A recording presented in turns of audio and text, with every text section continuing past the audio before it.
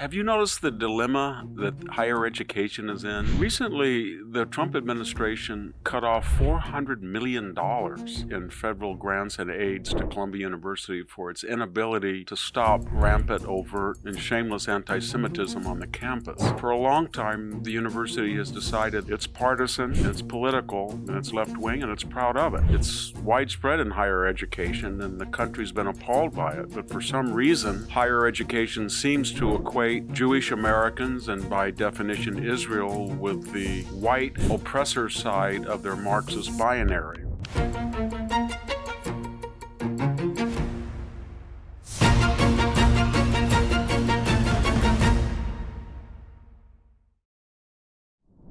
Hello, this is Victor Davis Hanson for the Daily Signal. Have you noticed the dilemma that higher education is in? Recently, the Trump administration cut off $400 million in federal grants and aids to Columbia University for its inability to stop rampant, overt, and shameless anti-Semitism on the campus. It's widespread in higher education, and the country's been appalled by it. But for some reason, higher education seems to equate Jewish Americans, and by definition Israel, with the white oppressor side of their Marxist binary, which is non-white oppressed versus white oppressor. What I'm getting at is it's almost as if people who chase Jewish students down, scream at them, yell anti-Semitic epithets, disrupt their classes, have a free pass because they're self-described diversity, equity, inclusion students. There's other things that are going on that are even more serious, though. For a long time, the university has decided that it will make no more pretense that it's disinterested. It's partisan, and it's political, and it's left-wing, and it's proud of it. We can see that in the way that speakers are treated at campus. If you go to a campus as an invited speaker and you speak in any fashion to express doubts about abortion on demand, transgenderism in general, New Green Deal, unlimited support for the Ukraine war, you may find yourself the object of student disruptions. We've had one recently at Stanford University. We've had the law school disrupted by students who tried to shout down a federal judge, but that's not unique. It's everywhere. The university also believes that it's not subject to the 1964 and 1965 civil rights statutes. By that I mean they have instituted racial, gender, and sexual orientation bias in admissions, promotions, hiring. It's worse even than that. Theme houses, that's the word they use for racially segregated dorms. Safe spaces, that's the word they use for racially set-aside zones on campus for particular people of a particular race. In addition to all of that, there's no protection for anybody, really, to tell you the truth, especially an elite campus. If you're accused of a crime, especially sexual assault, sexual harassment, there's no guarantee that you will be accorded protections under the 4th, 5th, and 6th Amendment. All of this is starting to change. We're in a perfect storm as far as higher education. There are fewer students because of declining fertility. Our fertility rate is 1.6. Nationwide. More importantly, people are questioning the value of a higher education degree.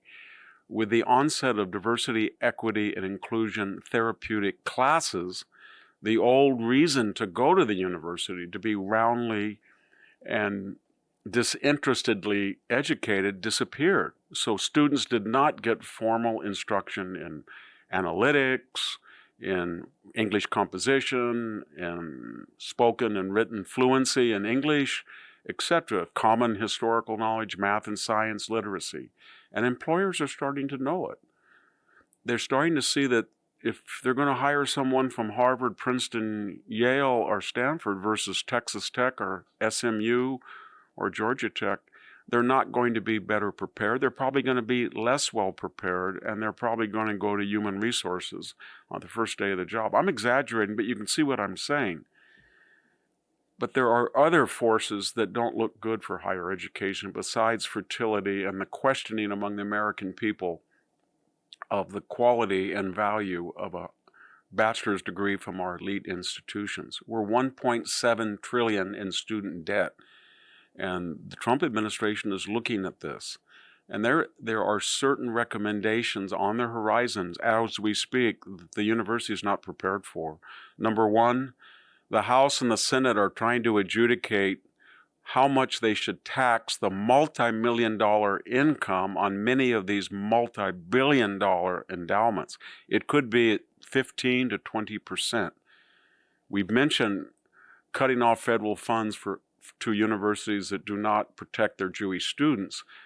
There's also another factor going on, and that is National Science Foundation, National Institutes of Health grants. The federal government is now saying, don't charge us an overhead of 60%, 50%, 40%. You universities don't do that with the Gates Foundation grants or other private sector grants. From now on, you're not going to charge more than a 15% overhead. When you add that radical reduction in surcharges to a possible and likely tax on endowment income, the universities, in many cases, the most prestigious and wealthy, may be looking at $300, $400, $500 million shortfalls in their annual operating budget, besides any punitive action that the federal government exercises because of their unwillingness or inability to protect Jewish students. Do we see any reaction from college presidents? Is there a summit? Is there a sense of urgency? Is there some consensus that we don't charge the federal government more than we do private grant-making institutions? Is there some notion that we should, honor the content of our color, of our character, rather than obsess on the color of our skin? I don't see anything coming from the universities other than outrage. But they have a rendezvous with destiny, and it's here before they know it. Thank you very much. This is Victor Davis Hanson for the Daily Signal. Thank you for watching today's podcast. And for more news like that, subscribe to the Daily Signal. And maybe you can check out my own website at victorhanson.com for podcasts, lectures, ultra series behind a paywall, but more importantly, just daily columns that are accessible and free to everyone. Thank you very much.